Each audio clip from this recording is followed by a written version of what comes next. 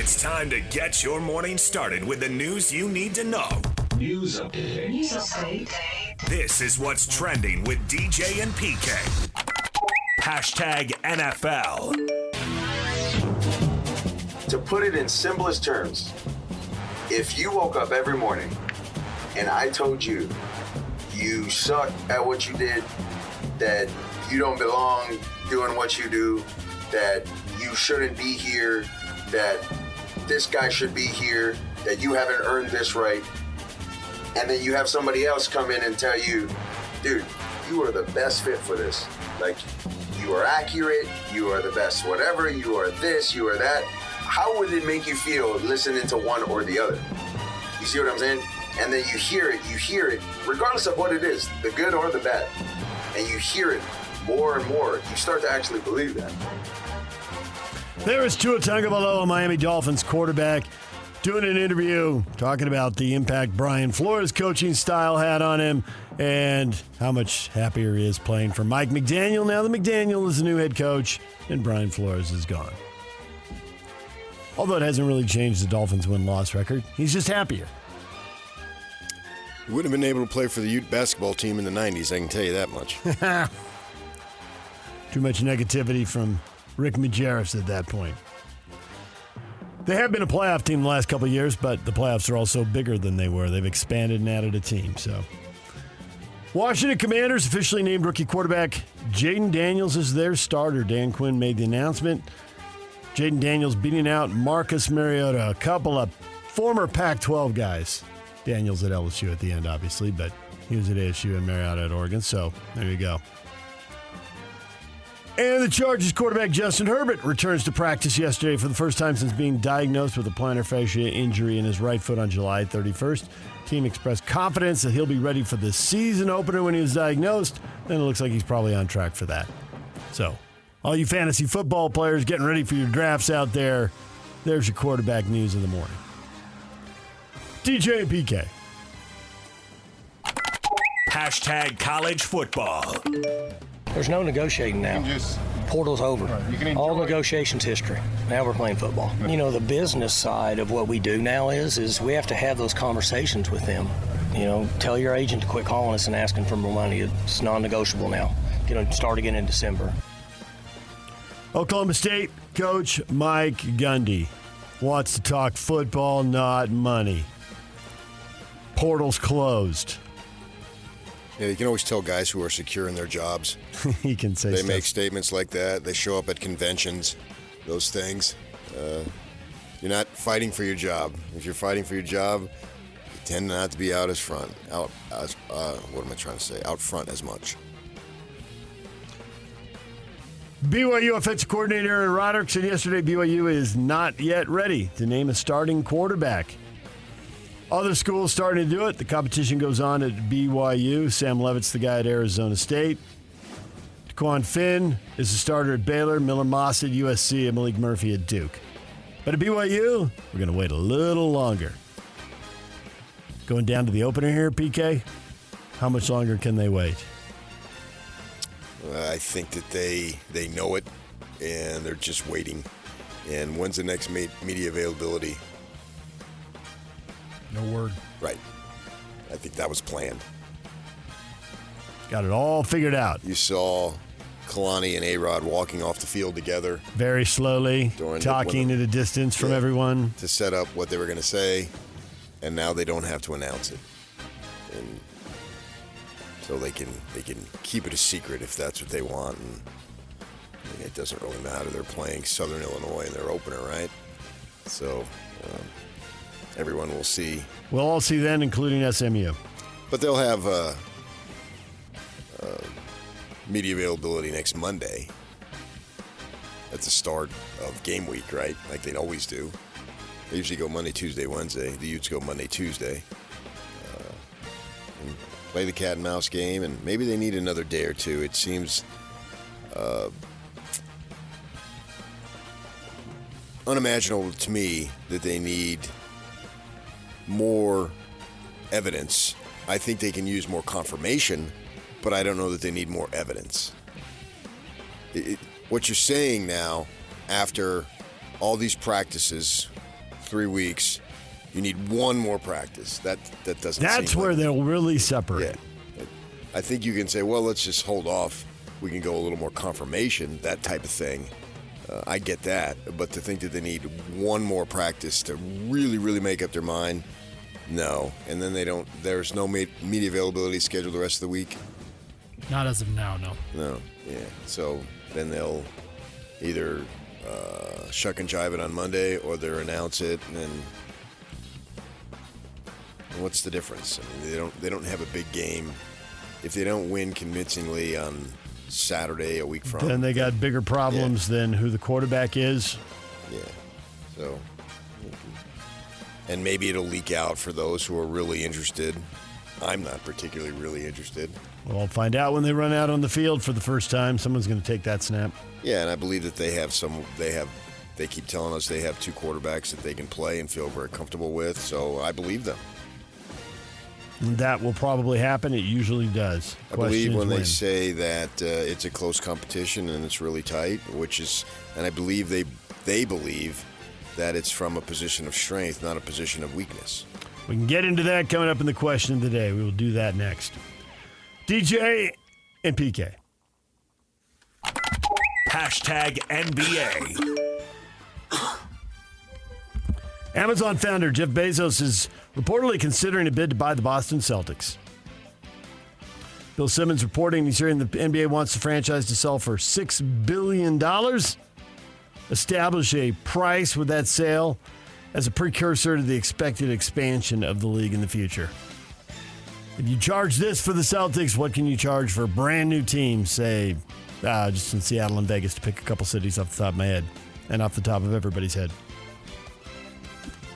$6 billion. The price tag just keeps going up, and Bezos can pay that if he wants. Miami coach Eric Spoelstra and LA Clippers coach Ty Lue are the top candidates to become head coach of Team USA, as Golden State Warriors coach Steve Kerr is expected to step down from the position following the gold medal-winning performance in Paris, saying he didn't anticipate to continue past these Paris games. And both those guys, of course, were on the bench. They were assistants in the last Olympics. DJ and PK. Hashtag Major League Baseball. Swung on, deep to center field. In Miami, it is gone! Oh, Bienvenidos, Adrian Del Castillo. It is a grand slam, and the Diamondbacks explode for a 4-0 lead. Swinging a high fly ball into left center. Arden going back on the warning track. 1 run is in. 2 runs are in. Here comes Bogarts. He scores standing. It's a bases-clearing double for Jackson Merrill. It's 5-2 in the 3rd. The 3-0 swung on, hit deep to left center. This might do it. Back near the wall. It is gone. Put it in the box. Francisco Alvarez with a towering game-winning home run.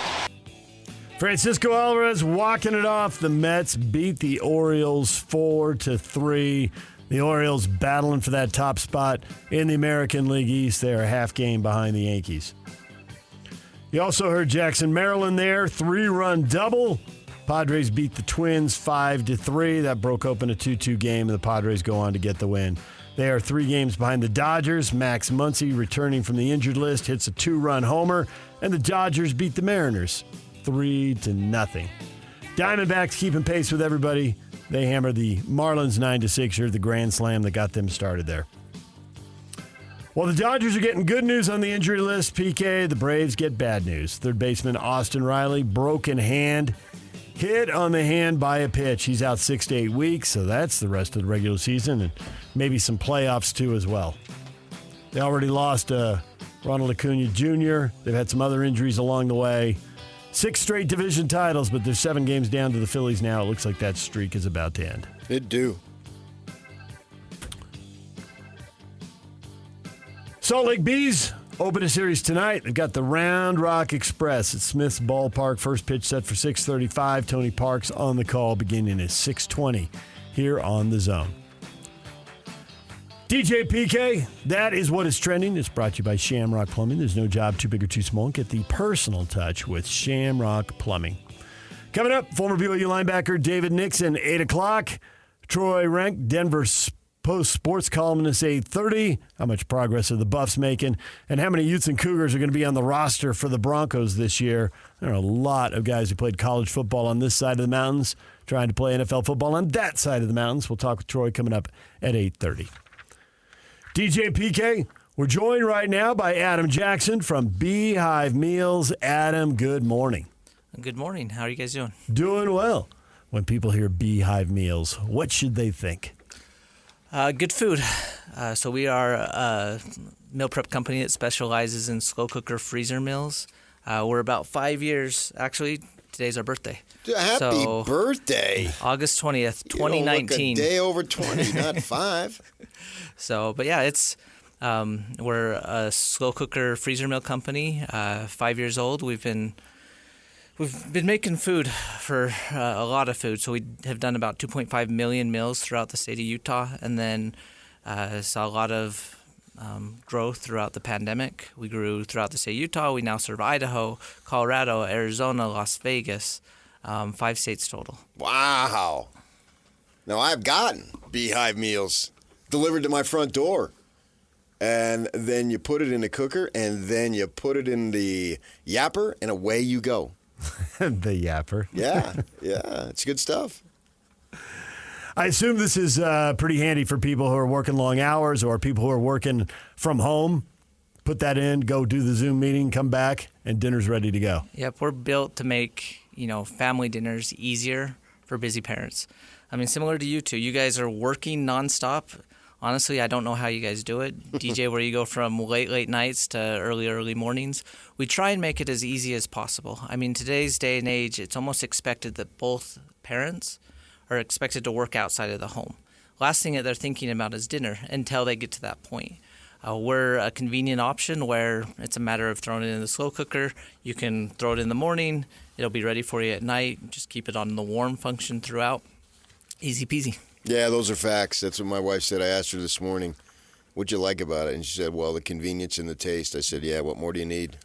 Really nothing more. You got it. You're good to go. Convenience and taste. Then there's there's always the money aspect, right? Sure. So you've got a discount going today. Mention the zone and you get $12.80 off your next order. So that's roughly a free meal for a family of 4. You keep the cost down, $12.80. That's more in the ballpark with what you're paying at home rather than going out to eat. Yeah, well, and just to even start at our baseline prices, if you compare us to national competitors, they, on average, for a meal prep company is about $8 to $12 per serving. We're closer to $3 to $4 per serving. And then you add that discount on top of it, it'll get it down pretty cheap. And so we try and compete more with grocery store prices than we do with the luxury meal prep brands. And you're working with the Cougars and the Utes and the Aggies? Oh, yeah. We're so excited to announce this. The press release went out this morning. Essentially, we're going to be able to work with the nutritionists of each of the universities, work with the student athletes to be able to provide more just support, more meals so they can be successful. Overall, we're going to end up providing, it's about $125,000 worth of freezer meals to these students, and then it's going to be up to the universities on how they want to use it for each athlete. So whether that's with the revenue generating schools or the non-revenue, say the Olympics, there's so many athletes that the university has that we're just excited to be a small piece of this. Excellent. So how do people get a hold of Beehive Meals if they want to know more or they want to place an order? Yeah, the best way is at beehivemeals.com. We are an e-commerce company. We talked about the convenience. Place the order there. The meals will show up a few days later to your house. I can testify because they did that. That's how it worked? Yeah. You opened the door and then they were. Sure enough. It was a mystery to me. It's kind of like when I was a kid, how were babies born? How did Beehive Meals get there? Boom, it happened. All right, Adam, thanks for a few minutes. We appreciate it. beehivemeals.com. Thank you. Ladies and gentlemen, may I present... This is JJ and Alex.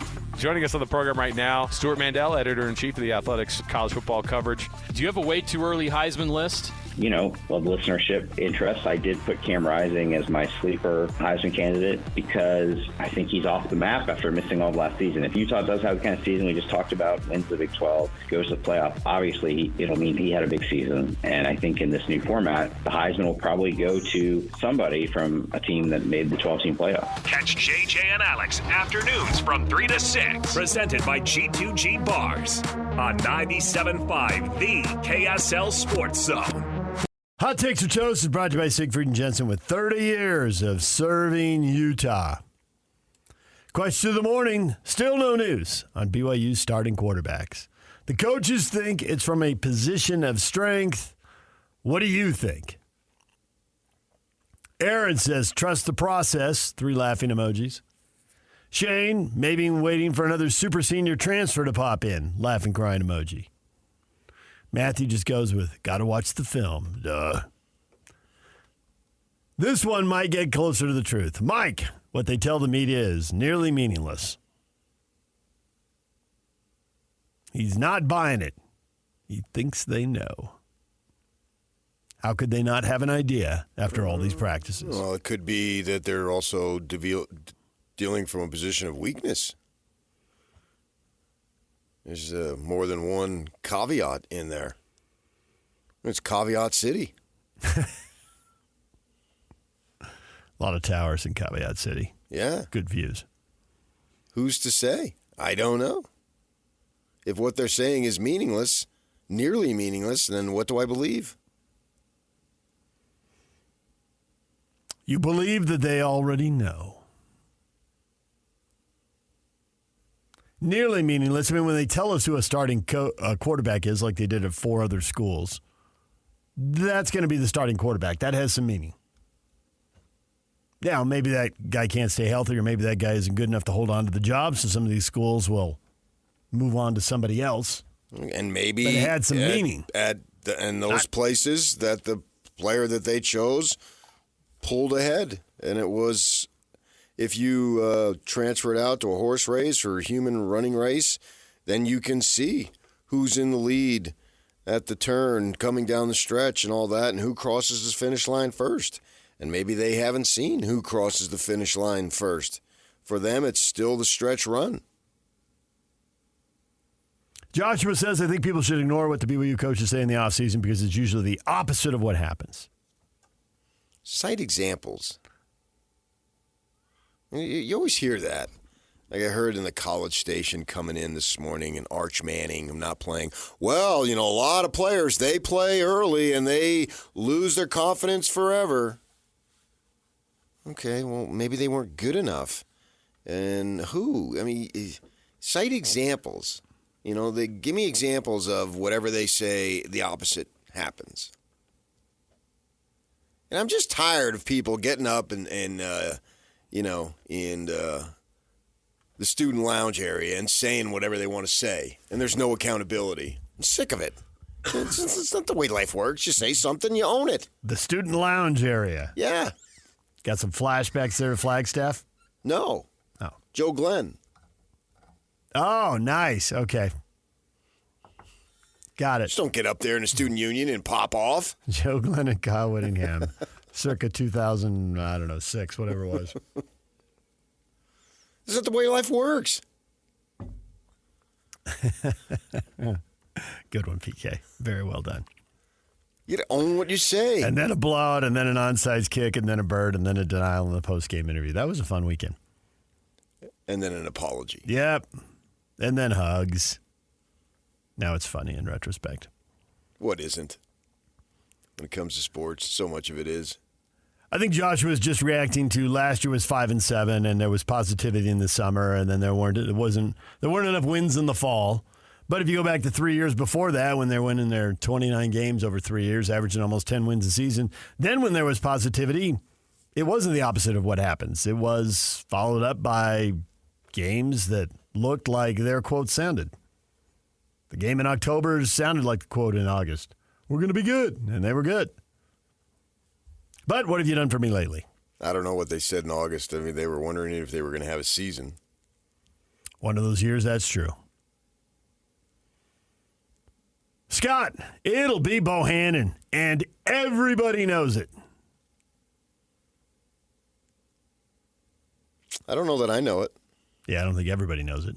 Maybe a lot of people believe that, but not everybody's on board with that. Doesn't mean Scott's wrong. But does everybody know it? Everybody associated with the team. I'm not sure that's true. I would think that's not true.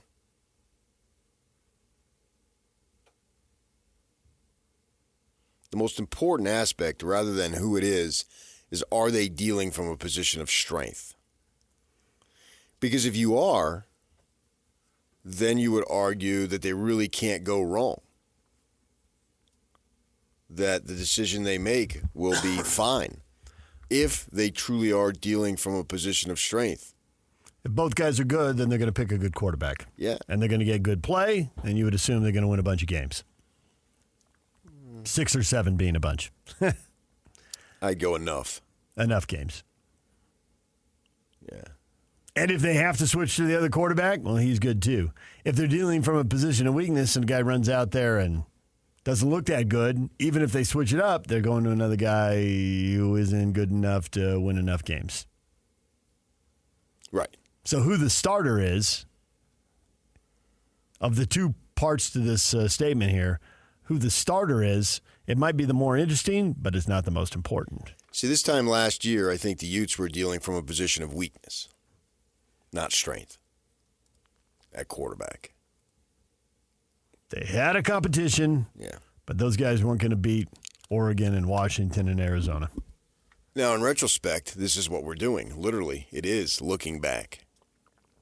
Because this time last year, we didn't know, and they wanted to play the ultimate cat and mouse game with the media and the public and all that stuff. Somehow, for some reason, Kyle has grown paranoid as he's gotten older, and he thinks that it's a competitive advantage for the other guy or a competitive disadvantage. I think that's a load of crap, but we differ on our opinions on that. And we're going, is Cam Rising going to run out there? And we did that for like 5 or 6 weeks until it became exhausting for everyone. And it became a joke unto itself. It became so silly. It was a waste of time. Yeah. It was silly. It sounded ridiculous. Yeah. And then I don't remember when they finally shut him down, mid-season or whenever it was. But at that point, it was like, oh, we're so over it. And they couldn't settle on one. And Baylor, Nate Johnson comes in, provides a spark, and the defense won that game. And Johnson scrambled around a little bit, and he's going to be the starter. And then Barnes has some, rib issues or something. Then he comes back. Then both those guys leave, and they go with a walk-on in a bowl game that was, can we get to the fourth quarter and have this thing be over with as fast as possible? That was a big old downer. So that was clearly from a position of weakness.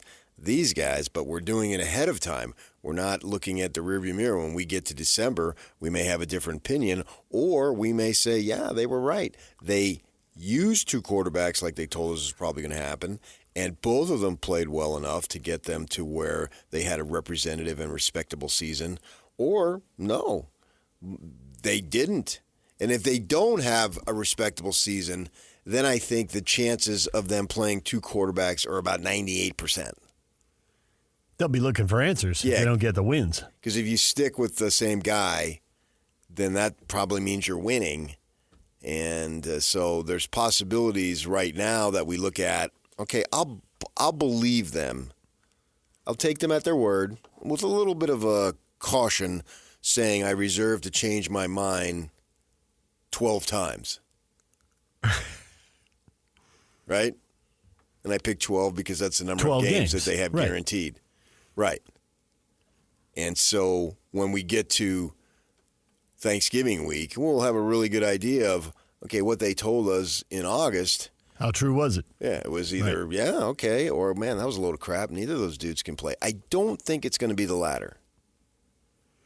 Mark says, give them all the time they want. The Utah coaches in 2021 probably wish they'd thought harder about giving Brewer the job over Rising. Some things are never certain until you put them in a real game. Yeah, but sure, in retrospect, again, the retrospect decision is so easy. The classic Monday morning quarterback, right? Yeah. There's very few people, and y'all can back me up on this, that can tell you ahead of time that they should have gone with Cam Rising weeks, months before it actually happened. And then there's you. Can you tell us that now about these two Cougars? I just said no. If I could, I would. So we'll have to see them when they can be tackled, not when the whistle is blown because somebody might touch them. Right. I want to see more evidence. I want to see game evidence. At this point, what they do in practice, the work is done. The hay is in the barn. If you don't know by now, you're never going to know. You're going to make a wishy-washy decision. It's not going to be one of conviction. You're going to make a decision, obviously. Somebody's got to run out there. But I believe if you don't know by today, and I'll include today's practice, if you don't know when you walk off that field around 6:30, whenever it is today, then you are not making a decision out of strength, a decision out of strength. You're still basically flip-flopping. Well, we got to go with somebody. You have to know. And these quarterbacks that you listed earlier in the last segment and what's trending when the coaches came out and said... Miller Moss is the starter at USC. Yeah. Sam Levitt is the starter at Arizona State. Yeah. On and on. Right. Now, I listened to the comments of Dillingham about Levitt, and he seems solid. Now, maybe he's selling us a false bill of goods and hope here, and that's really all the Devils have right now at this stage is hope. And I can see why they did that. This kid's a redshirt freshman. The other kid, Sims, is on his third school, and he's got one season. Well, you're not really going to do anything this year, so let Levitt get out there. But Dillingham saying, and I told you this on the drive down yesterday to Provo, they got 300 plays, and he only had 2 interceptions. Wow. No, that's roughly 5 games. 60 plays per game? Sure, yeah. I can see that. That's what he said. So that would be 2 turnovers in 5 games, so that'd be 4 and 10. Maybe he'd have a 5th turnover. If he only has 5 turnovers in 12 games, ASU probably surprises some people. That's not very many negative plays, and negative plays get you beat. I understand that, but at the same time, I would like to say, man, this guy, he had 37 explosive plays of over 20 yards, getting the ball downfield. We got some skilled players out on the outside and out of the backfield and blah, blah, blah, and he utilized the weapons. He spread the ball around. Oh, he only threw 2 interceptions. Okay, sign me up. I mean, but you got to go with, and the program is not at the position where they can be touting all the great stuff that they've got. The goal is in the next year or two to get better, and then by year 3 or 4, then you're off and running, right? That's the plan. Here for BYU, they've told us a little bit about some explosive plays, and we've seen some. So I think it's there. But if they don't know for sure, then it's not a position of strength. And then I asked A-Rod this yesterday. They talk about how the team knows. So when the decision is made, the team is well aware of it and thinks, that's the guy. And I wonder if it's that close, would you have some dudes over here thinking, wait, we got to go this way? Yeah, if it's that close, that would make sense that some guys would evaluate it and pick one quarterback and some would pick the other. There was I think it must have been Riley Nelson Heaps. And those times, training camp practice in August, it was almost all open, if not all. And so we're all down there for 2+ hours. And they're having a team session, and they would do it right in front of you. They wouldn't go way down to the north end. and they would go east to west so you could stand in the shade and see everything. Mm-hmm. Well, so essentially the media was on the sideline instead of in the end zone. Yesterday we were in the end zone, and they came towards us a little bit, but mostly they were doing red zone, going the other way 100 yards away. One of the receivers came off, and he said, you could hear him, he said, "You're a quarterback, not a running back. Throw the bleeping ball." I don't want to give up names, but I know the names. And we heard him say it, and thinking, well, that's a problem if that kid is chosen, because you want everybody on board. So I'm wondering here, if it's that close, wouldn't there be some other guys who have some stature? Reiner Swanson, you asked him to evaluate the quarterback. He ain't going down that road. Forget that. He's a freshman. He's just grateful to be here. And if you throw me the ball, thank you. If you don't, okay, I'm not saying anything. I've got zero street cred here. I got all the stars, and I visited Alabama, but that's last year. And I don't want to weigh in. Right. Yeah. But I think you've got some other dudes that have tenure in the program. They've got a couple of receivers that have been around for a little bit. And if suppose they think, well, the coaches choose quarterback A, but I think, wait a second, it should be quarterback B, or vice versa, whomever. I'm wondering how that's going to play out. That's fascinating to me, how it works out. Then maybe they just say, hey, we'll get behind this guy, even though if it were me, I would have chose this guy. And probably some of it is self-serving. Maybe I caught more passes from quarterback A than quarterback B. Quarterbacks tend to look for certain routes and certain receivers. We've seen the chemistry and all that stuff. And whatever, all those emotions you're talking about are real, but as soon as the game starts, if you go out and catch a touchdown pass in the first quarter, you're probably going to like that quarterback. If it works, of course, right. But that's not the issue. It becomes an issue if it doesn't work. Obviously, if it works. If you're at SMU and you're down 21-0. Then everybody is excited about whoever they chose. If it works, all the fans, all the players, the defensive coaches, on and on and on. The media, everybody and their dog. If you start out 3-0 going into your first conference game, you made the right call. Everybody's all fat and happy. It's when the losing, or if the losing comes, that's when has an opportunity to divide and faction up a little bit. When you're winning, it's the ultimate deodorant, as everybody will tell you. So that's the thing that I'm not concerned about it, but I'm really intrigued to see how it will play out. Curious, not concerned. But I mean, I don't have any concern. It's none of my business. I mean, I'm just going to watch the games and evaluate them. If they play well, I say they're great. If they didn't, I'm saying they're a bunch of boneheads. If the quarterback stinks, then I'm going to say, I said 3-4 years ago, play Rising. And they didn't play Rising for 2.5 games, and it was a mistake. That doesn't mean I don't think they're good coaches, and I'm not calling them to be fired or anything.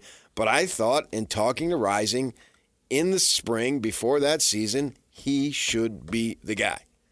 I couldn't necessarily identify any great thing that he did, but I could identify that he was a winner. And that's what mattered. And he was, and he is, and he will be a winner.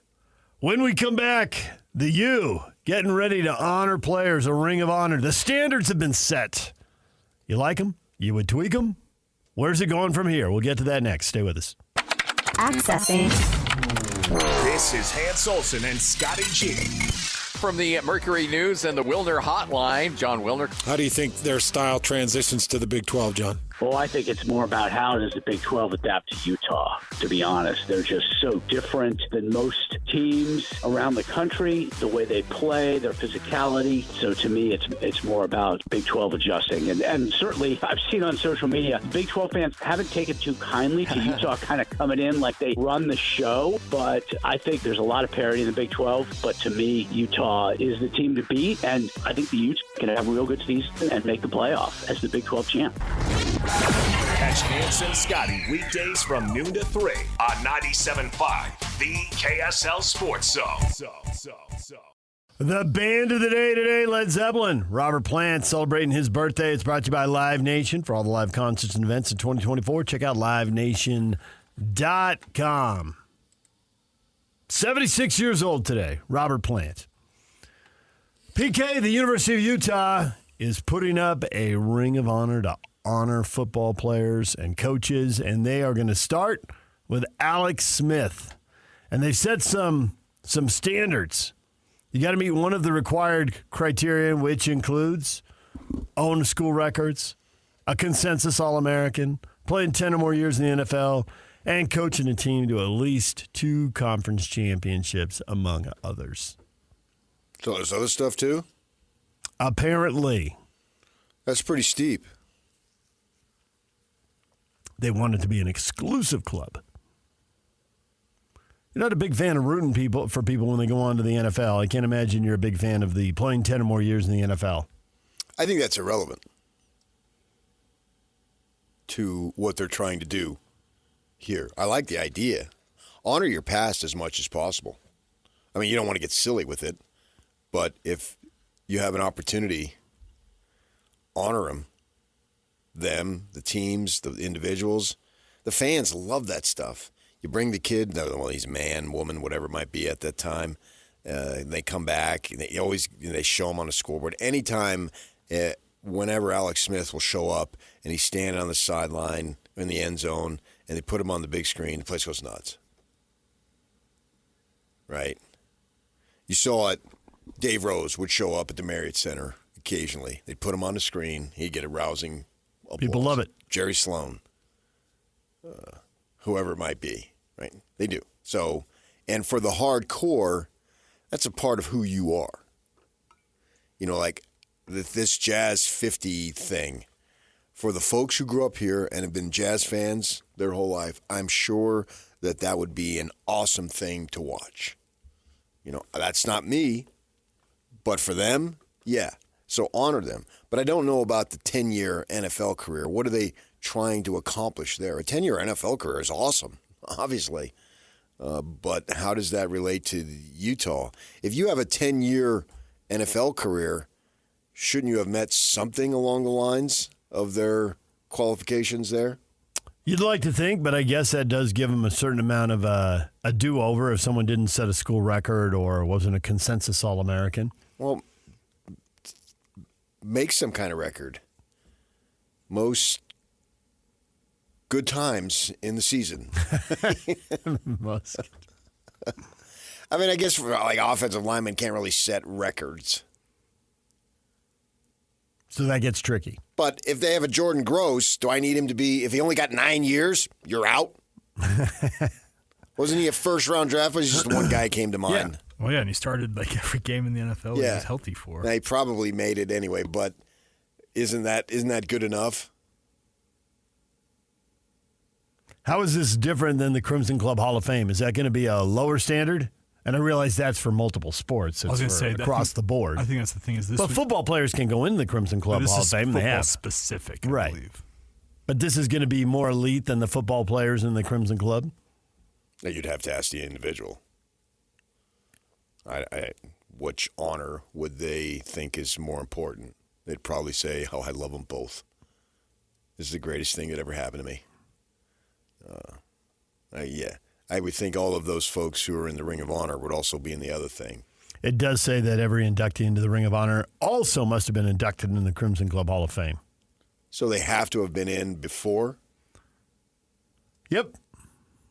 Must have been. So, yes, past tense. Must have been inducted into the Crimson Club Hall of Fame, graduated from a 4-year institution, or attended the U for at least 3 years. That one gets tricky. Remember that when they started hanging the numbers in the rafters and at the U, and they had the standard you had to go there 4 years, and then college basketball changed, and the best players weren't staying 4 years anymore. Well, the only one is Bogut, though. Yeah. That's it. They made an exception for Bogut, which I don't understand why they did that. Because he was the number 1 pick in the draft. So what? And they went to the Sweet 16, and they wanted to honor him. You can't tell me that Bogut meant more to the University of Utah than Mike Doliak did. And Doliak didn't get it. Which seems like a big omission. That bothered me. Given the leadership he provided. Right. I was there for Doliak's 4 years, obviously. Right. And then he stayed in the community for a good while. Yeah. I believe he lives up in Montana now. Yeah. Van Horn was so good, and they were Elite Eight, and Van Horn left, and it didn't seem like there was any way that, man, you lose that kind of talent. Number 2 in the draft. And Doliak was resolute from day one. Our goal is always to go one round further in the tournament than went the year before. Keith's gone. Our goal is always to go one round. It was like he was just going to demand it. What would have been interesting if they would have, if Doliak would have only been a junior, what would have been the goal? And they won it. What would have been the goal the following year? If they had won it, yeah. But you can't go any more beyond what they win. I But you have to think about, they've got teams that got knocked out in the Sweet 16 that have multiple jerseys retired, multiple names, and yet from the Final Four, they've only got one. One. But the legends over here went out in 16. I haven't slept well since. Yeah, but that doesn't have anything to do with the... I know, but I just wanted to say it. So I think that I think they got to go, rather than some hard and fast rules, they have to be some guidelines yeah, and be willing to adapt. Doliak, to me, should have, and you can argue Alex Jensen for that matter. Now, or they could have gotten by putting the team up there. Sometimes they'll do that, and then they'll have a banner with each of the individuals' names who are on the team. That's the way around it. But again, guidelines, and then react to the situation. Especially in football where you can be really good and then injuries keep you from playing the 10 years in the NFL. Shouldn't Scally be on that list? Scally would be an excellent candidate for that list. Given Who what he's done as represents a player, UVU football more given what than he's Morgan done Scally? as a player and a coach? That would be no one. There's not a single soul who represents U of U football more than Scally. Who bleeds red more than him? There's nobody. Sharif. No. Played and coached. Nothing against Sharif. Right. But he didn't grow up down the street. He grew up in Southern California. And you can argue that they're tied, but no one's more. I just wish before they would do things, they'd consult you? Yes. So silly sometimes. DJ and PK, we're joined now by Adam Jackson. Beehive Meals. You don't want to cook, and you don't have to, do you, Adam? Nope, especially when we got PK consulting with us as well. Yeah, what do you need, AJ? I am your guy, man. You got any, toast in your back pocket or anything? I can test it right now. Not today, but I am starting to get hungry. So we talked in the last segment a little bit about Beehive Meals, and they provide the meals for people who are busy, on the go, and can save a lot of time. I'm sure people are curious, well, what kind of food? What are some of your favorite meals? Yeah, and I've actually got a list in front of me, which, I'll point out some of my favorite meals. So just to clarify for those that missed it before, we are a local Utah meal prep service that specializes in slow cooker freezer meals. What's neat about how we do the food is it's a rotating menu. So month to month, it's different. On this month, some of my favorites, we've got, for instance, a Bang Bang Chicken, which is awesome. It's one that you'd serve over rice. It's actually brand new to the menu as of a few months ago. Chicken Cordon Bleu, that's probably a customer favorite. That's on August's menu. Let's see here. There's a barbecue pork. One of the concepts that I like most about our meals is how customizable they are, in the sense that you don't have to follow a recipe on how to prepare it. The barbecue pork is a great example. We'll recommend that you serve it over, say, sandwiches, but you can also do it over a pizza or a salad or as a wrap. So you're not necessarily tied to a specific I way of serving chose it. sandwich. My wife said, you want salad or sandwich? And I just threw all caution to the wind, and I said, I'll take the sandwich. Yeah, and it was great. Yeah, that's kid friendly. We love how our kids react to each of the meals. We've got a meatball marinara, which is spaghetti and meatballs. I had that. Mm-hmm. Can't go wrong with a meatball, can you? 2 Sundays ago. It was delish. I'm going to keep it short here. I don't want to go the whole thing delicious. We got to move on to other stuff. He's got a lot of food here. Yeah, so it rotates every month. So you can check out our website, see the latest and greatest as far as what we have on the menu. August is what we're currently serving right now. We always release the menu a little bit early so you can see what's coming up. So September, we've got classic meatloaf. That's probably one of the, I don't know, one of our sneaky meals that we have, because people think meatloaf, like that's not something that I want, but it's good. Especially we've got this little sauce that goes on top of it, and it's one of our family favorites as well. Some people are going to wonder about the cost with this. So there's two things. One, what is the base cost before we get to the discount and the special for today? Mm-hmm. If you break it down by serving, we're on average in between $3 and $4 per serving, which is in line with competing with grocery store prices. Yeah, we're not trying to be a luxury meal prep service, like some of the national brands. We really want to, be that everyday food service, something that you can rely on continually. So yeah, $3 to $4 per serving is very competitive. And for today, if you mention the zone, you get $12.80 off your next order. So that's roughly a free meal for a family of 4 right there. Mm-hmm. Just mention the zone if you order today. And where do people go to order? BeehiveMeals.com. BeehiveMeals.com. BeehiveMeals.com. All right, Adam, thanks a lot. We appreciate it. Thank you. DJ and PK, it's 97.5 The Zone. Coming up, David Nixon, former BYU linebacker, will join us next. Stay with us.